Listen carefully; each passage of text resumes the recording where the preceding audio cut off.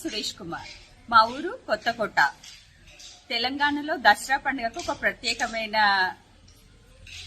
పర్వదినం.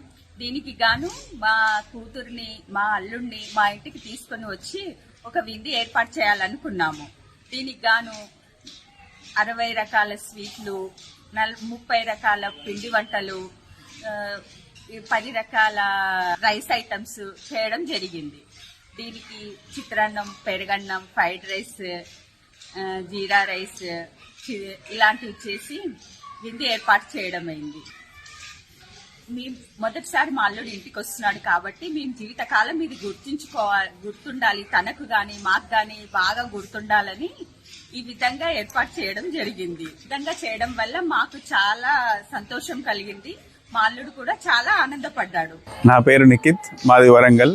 నేను దసరా పండుగ సందర్భంగా మా అత్తగారిలో అయిన కొత్తకోటకు వచ్చినాను.